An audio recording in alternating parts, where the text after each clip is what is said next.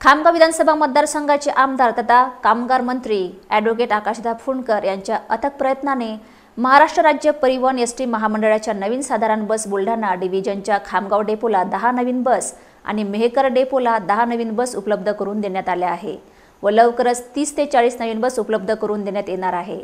महाराष्ट्र राज्य परिवहन महामंडळाच्या ताफ्यात 5540 नव्या साध्या बस दाखल करण्यासाठी महामंडळाने वेगाने सुरुवात केली आहे। यातील पहिल्या टप्प्यातील गाड्या दाखल झाल्या असून सणासुदीच्या काळातील एसटी प्रवास सुकर झाला आहे।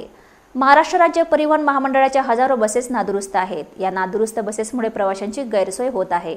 सदोष बस अनेकदा रस्त्यावर थांबते आणि प्रवासी अडकून पडतात। त्यामुळे आता एसटीच्या ताफ्यात अशोक लेलँडच्या BS6 साध्या डिझेलवर धावणाऱ्या बसेस दाखल झाल्या आहेत। या बसेसमध्ये जी सुविधा एशियाड बसमध्ये होती तीच सुविधा या बसेसमध्ये देण्यात आली आहे। या बसमध्ये ऑटो गेट, ऑटो फिशर, कुशन सेटिंग, पुशबॅक सुविधा उपलब्ध आहे।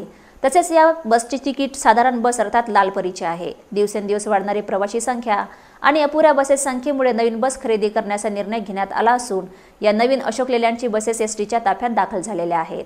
त्यामुळे एसटी ताफ्यात 9 साध्या डिझेल बसेस दाखल झाल्या आहेत। या 9 बस ग्रामीण भागातील वाहतुकीसाठी फायदेशीर ठरेल असा आशावाद व्यक्त करण्यात आला आहे।